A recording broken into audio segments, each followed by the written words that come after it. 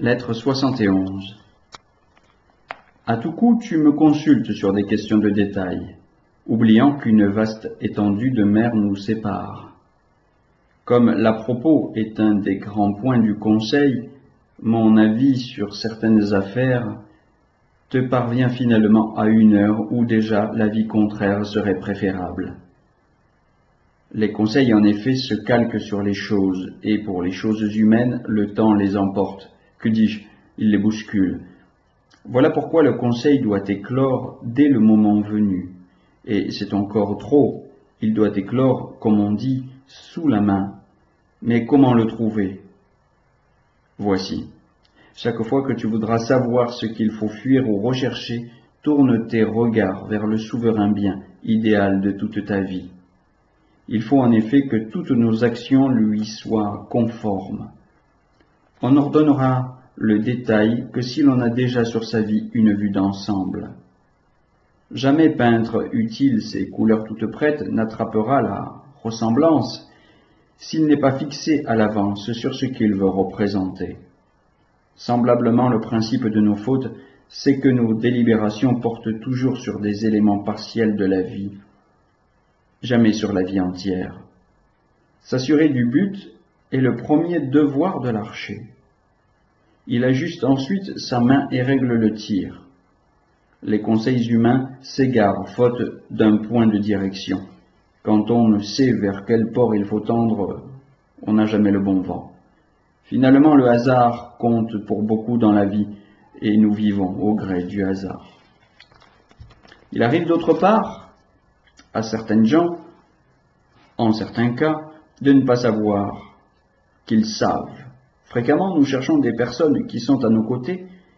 Ainsi, bien souvent, nous ignorons le terme idéal, le souverain bien, et nous en sommes tout près. Et pour définir le souverain bien, il ne te faudra ni beaucoup de paroles, ni de longs détours. On n'a pour ainsi dire qu'à le désigner du doigt, sans l'éparpiller en 1000 pièces. En quoi division et subdivision importent-elles à l'affaire? 2 mots suffisent. Le souverain bien, c'est l'honnête. Et, ce qu'il faut remarquer davantage, il n'y a qu'un bien, l'honnête. Tous les autres sont faux et bâtards. Si tu t'es persuadé de cette vérité, si tu aimes la vertu de passion, car l'aimer serait peu, tout ce qu'elle aura touché de sa grâce sera pour toi. Quelque opinion qu'en aient les autres, bonne chance et félicité. La torture, pourvu que tu montres sur le chevalet plus de calme que les bourreaux, les maladies, si tu ne maudis pas la fortune et ne cèdes pas à la souffrance, en un mot, tout ce qui, à en croire le monde entier, compose la catégorie des maux, s'adoucira et se tournera en bien, si tu parviens à les dominer. Tiens pour évident que l'honnête est le bien unique. Alors les incommodités de l'existence prendront de plein droit le nom de l'honnêteté. Nombre de gens s'imaginent que nous promettons plus que ne le comporte l'humaine condition. Grief légitime, ils n'ont égard qu'au corps, et qu'ils reviennent à l'âme. Dès lors, c'est sur le Dieu qu'ils mesureront l'homme. Élève ta pensée, Lucilius, toi, le plus noble des hommes de cœur. Laisse là ces philosophes pour classe enfantine, qui réduisent à un jeu de syllabes le problème le plus auguste, qui, en lui enseignant des vétilles, déprime l'âme et l'use petit à petit. Tu te mettras de la sorte au niveau des inventeurs de la doctrine, non de ses interprètes, plus attachés à faire paraître la philosophie difficile qu'à en montrer la grandeur. Socrate, qui a ramené la philosophie tout entière à la morale, a déclaré que la sagesse se résume dans l'art de distinguer les biens et les maux. Si j'ai, disait-il, quelque autorité sur ta personne, suis ces grands modèles et tu seras heureux. Regardez, il est vrai, de tel ou de tel comme un insensé, laisse faire. Libre à qui voudra de diriger contre toi l'outrage et l'injustice. Tu ne ressentiras rien si la vertu est avec toi. Oui, si tu souhaites être heureux, si tu veux pouvoir te dire en toute conscience, homme de bien, laisse. tel ou tel te mépriser. Or, nul n'accomplira ce devoir s'il n'a lui-même, et tout le premier, conçu du mépris pour toute chose, s'il n'a considéré comme égaux tous les biens. Car un bien suppose toujours la beauté morale, et la beauté morale se manifeste en tout bien au même degré. Comment? Que Caton ait la préture ou reçoive un échec, cela revient au même, dis-tu? Cela revient au même qu'à Pharsale, Caton soit vaincu ou vainqueur?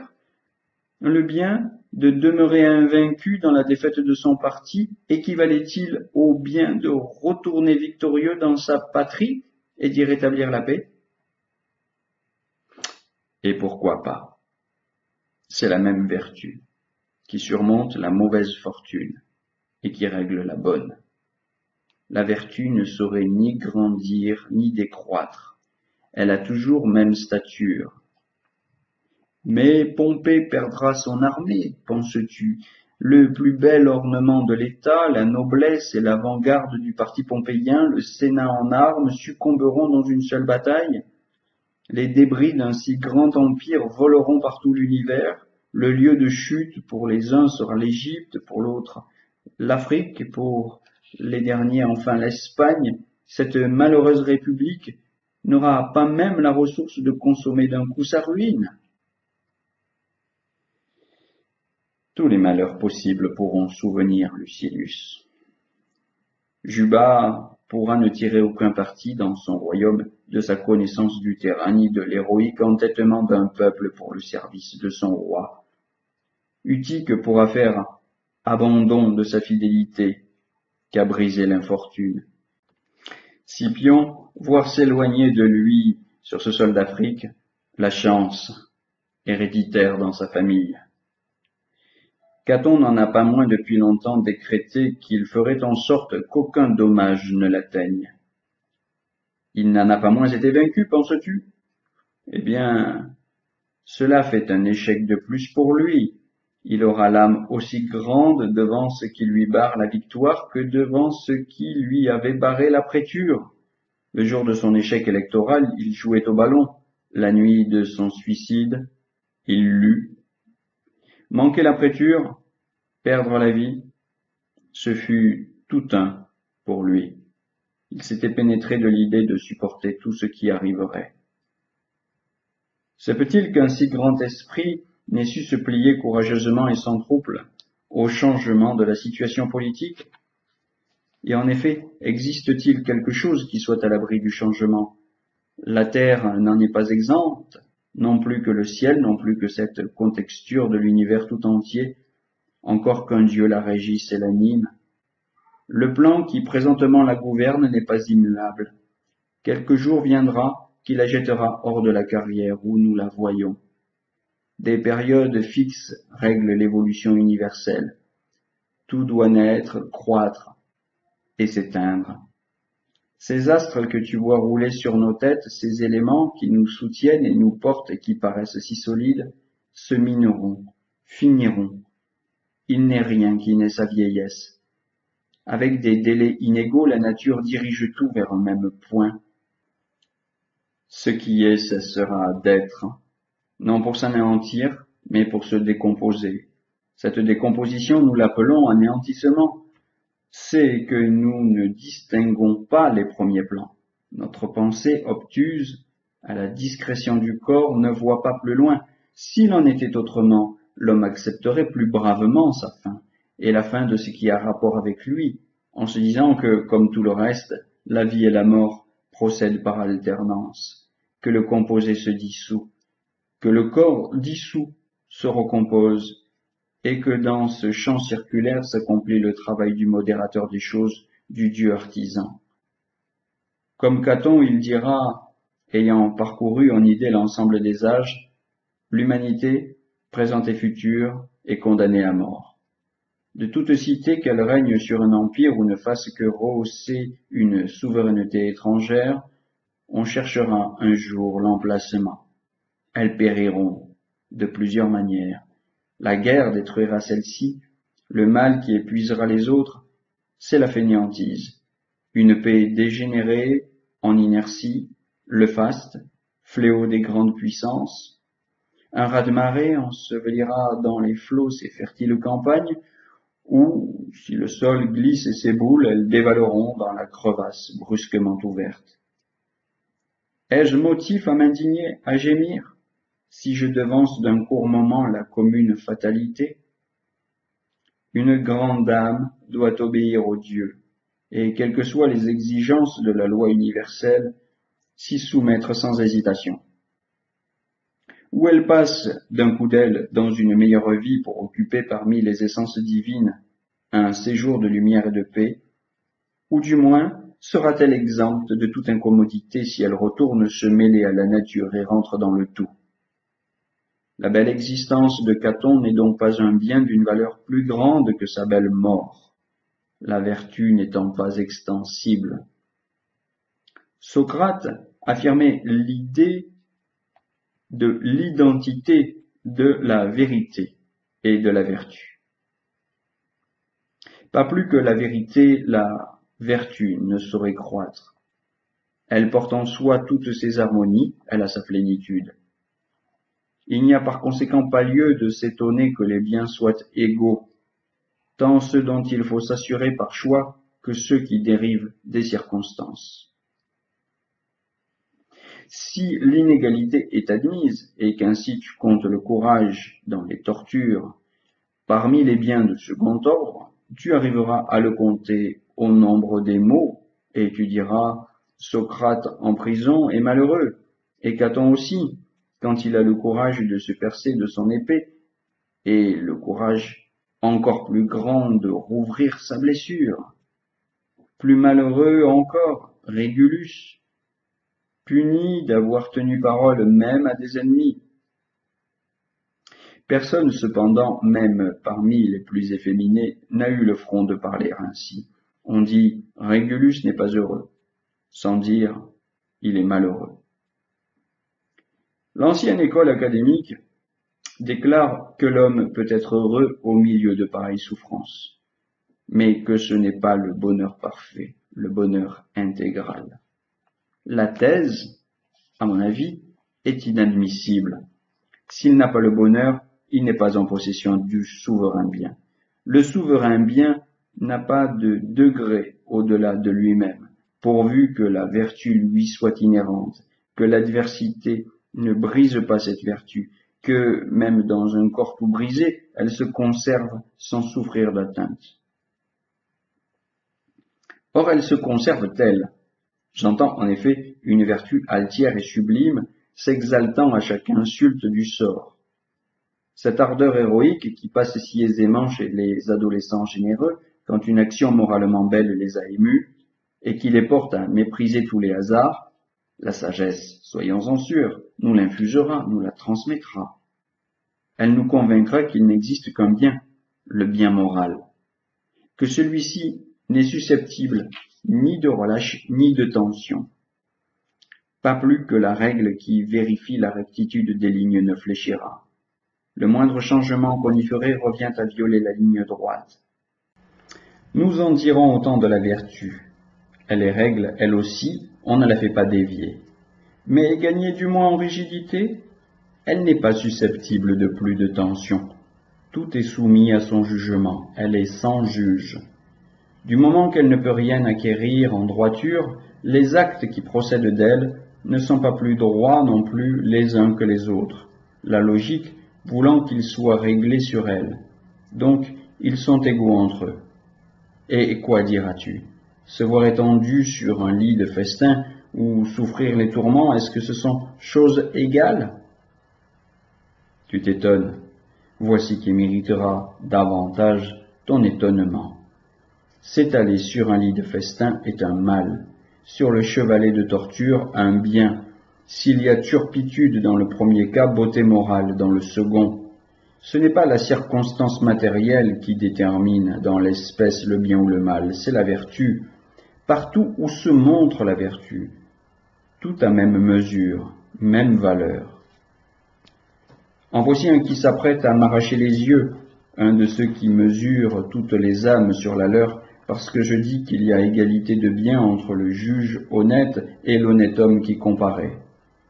Parce que je dis qu'il y a égalité de bien entre le triomphateur et le captif qui chemine devant son char sur son tombeau, mais dont le cœur est invaincu. Il considère comme infaisable tout ce qu'il ne saurait faire. Il se réclame de leur faiblesse pour prononcer sur la vertu. Pourquoi t'étonnes-tu que le feu, les blessures et la mort, les chaînes, soient un réconfort de l'âme, et parfois même sa joie? Pour le voluptueux, c'est une punition que de vivre frugalement. Le paresseux voit dans le travail un supplice. L'homme de plaisir prend en pitié l'homme de labeur. L'étude met un fainéant à la torture. De même, ces épreuves en face desquelles nous sommes tous sans force, nous les imaginons rudes, intolérables, sans nous rappeler le nombre de ceux qui regardent comme un tourment d'être privés de vin ou de se lever à la pointe du jour. Ces épreuves ne sont pas rebutantes par leur nature même. C'est nous qui sommes mous et sans muscles.